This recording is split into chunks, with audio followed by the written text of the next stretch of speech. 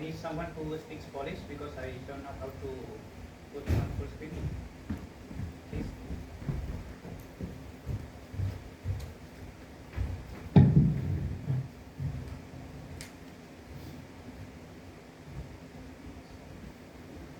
Okay.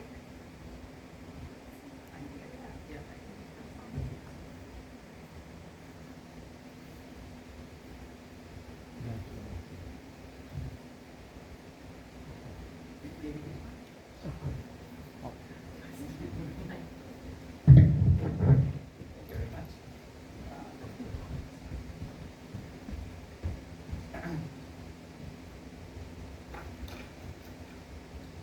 Okay, so thanks everyone for being here. I know that's the worst time to be here is after lunch. We are tired, etc. So I'm going to try to make this the most entertaining as possible. So if there's some technical terms I may not use, please feel free to ask them later in the comment section, in the questions. So today I'm going to present some preliminary research of my ongoing PhD process about Kendo Kata. So the kata we do in Kendo Japanese fencing. And I wanted to put this picture of me practicing with a partner because I didn't have to rely on copyright infringement on anything because it's my picture. So I will start right off. Okay, so first off, the first element I would like to introduce to you is the element of cultural heritage.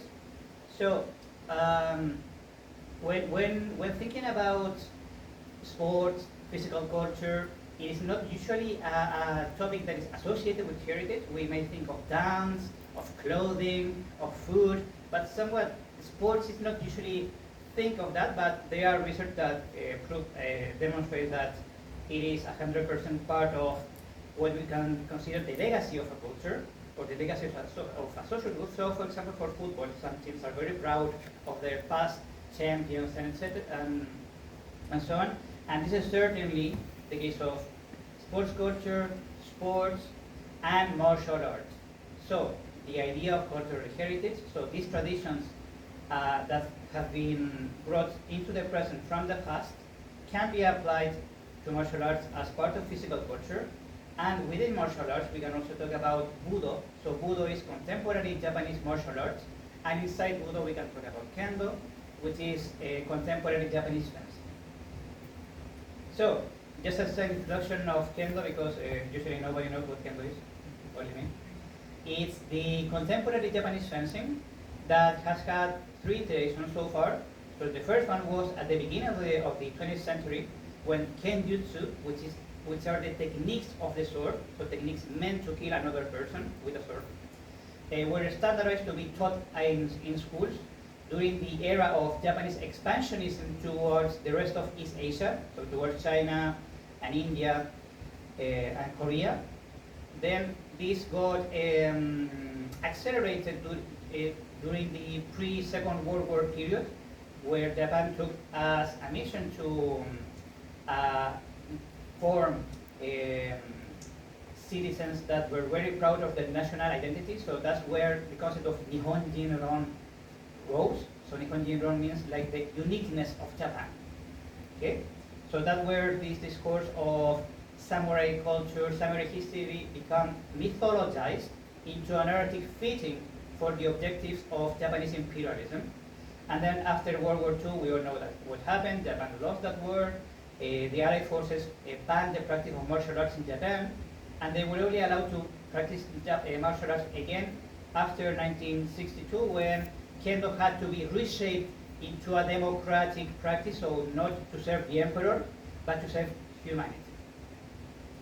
So, I'm not going to go into much detail in this part, but it's important to understand that this cultural basis that I'm showing right now is part of the construction of this idea of Nihon Jinron applied to Kendo. So Kendo, as other martial arts, were associated to a tradition of Confucianism, Buddhism, Shintoism that is not historically accurate for the most part. I mean, some elements are, but for the most part, they are not related. So knowing how to kill a person and being very spiritual is a later invention.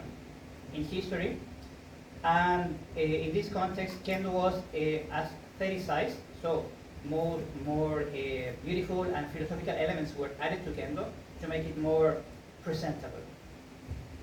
So we have two versions of Kendo. So the most known one is Shinai Kendo. So Shinai is the bamboo sword we use in Kendo to hit one another. So we use an armor and a special suit. But which is the most known? But there's also Kendo Kata. So kata, as you have practiced maybe judo or karate, it's a structured sequence of movements that is uniform all the way. So there's no variation in kata. And we use a bokuto, so a wooden sword, and a kodachi, which is a short wooden sword, to practice this. So for you to have an idea of what kata looks like, I had a video here. So if the internet, what do you have to risk it? This one? The first one. Okay, thanks. If the internet is generous, Oh yeah, the book.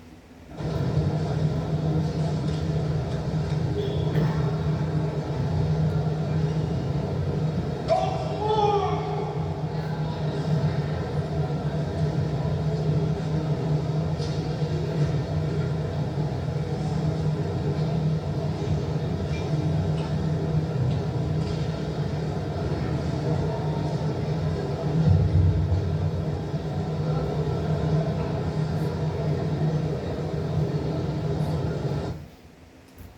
Needless to say, do not try this at home. Okay, so that was the fifth kata of Kendo, in which you deflect the sword of the opponent and cut through the other person's head. Just for reference, kata is usually conceptualized as a structure in Japanese culture, so it can be a societal structure, but it's mostly known in the context of Budo martial arts. So it's basically a sequence that encompasses philosophical and aesthetic principles that are expressed through an embodied mean. So we use movement to reflect principles like in-yo, which is like yin-yang, so balance, muto no kokoro, which is like sword less hard, so you can win even though if you don't have a sword. And it is think that's transferable to Shinai Kendo because of its historical value of kata and the symbolic value. So I'm going to skip the definition of habitus because it's very cognitive, so I think I can skip this part. So just for context, this is framed again in my PhD process. So I wanted to characterize what correct Kendo looks like. I mean, what correct Kendo is like. So I had to analyze in this part practice and discourse. I used participant observation, so I went to Kendo classes, take notes, analyze those notes, and also conducted 30 semi-structured interviews, which I'm surprised I did, but there's my hand like doing this because I completed that course. So these are my materials. Basically, it's all open software, and we can do a full PhD thesis with open software. We don't need any paid software to do this. Okay, important part. So, from the idea of characterizing Tadashi Kendo, which is correct Kendo, it naturally derived that kata was part of also this idea of correct Kendo, and that derived also as thinking of heritage as an aspect of correct Kendo. So the tradition, the history of Kendo has been part of this element, which is much wider. So my main findings is that for the first part, when we're talking about kata, there's a very important element of socialization, which means that kata situates the kendoka into a context in which those techniques can be applied to Shinai Kendo, so the actual combat. It is not just a sequence of sterile movements, where we set some expectation for movements, for how the kata should look, the names of the techniques, and we usually train until we reach enough proficiency in kata, so we move to the next level and next level, but all the Kendo kata is always the same. We don't change. This also reliant on this idea of yoge kanke. So yoge kanke is social hierarchies in Japanese. So it's relevant to be a role of teacher and learner, which is respectively Uchidachi and Shidachi. So Uchidachi is the person who is teaching and dies in the kata, And shidachi is the person who kills in the kata. And this defines like what expectations each role should have when learning and teaching. The third one is reiho, or etiquette. So in the concept of Kendo, etiquette is very important because it materializes how Kendo should look like and what the specific role of hierarchies inside the dojo are. So the higher your rank, the higher your responsibilities to the rest of your partners. And also reiho, so etiquette is corrected in Kendo, but it also has to leave some room for mistakes, so the other person can actually learn and not be overflown by corrections and information. For the fourth finding, which is the application of techniques, so how we transfer the techniques we learn in kata to shinai kendo, to combat, to action combat. There's this idea of thinking of kata as using a real sword. So when we're using the wooden sword, is the closest we get to use a real sword without using it, because using a real sword would kill the other person or would seriously injure that person. Except if you're a sixth dan up, then you can use a real sword, but below that is not possible, it's prohibited. Again, there's this idea of the kata of Kendo having to be applied as if we were using a sword, even though the Kendo sword is rounded, so it doesn't provide like the best edge alignment when cutting, but we have to pretend that it's like a real sword, so we can use it. For the fifth element, which I think is one of the most important, is that the learners of kata and the teachers of kata has to be very aware that they are interpreting kata. So it's not like a fixed knowledge that is given one time and you are set for life.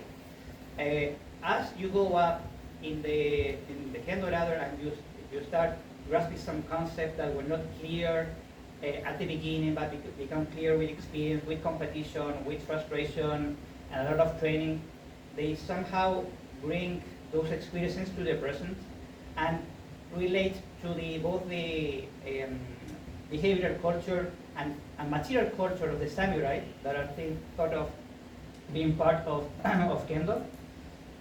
So they do this interpretation of the whole concept of kata, of how your body should look like, how your attitude should be, how you should use a sword.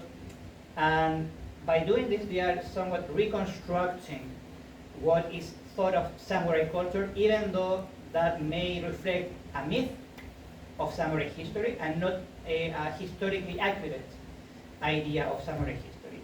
And the last element is that there is an explicit mention and consideration of Kendo's past as Kenjutsu, so techniques of the sword, in which there is this dichotomy of, okay, we're using this wooden sword that is very directly related to Kenjutsu, but we're also using the shinai, but with the shinai we can hit, but it's not like using a sword. So there is this intermittent contradiction between relating materially to the past and the present at the same time.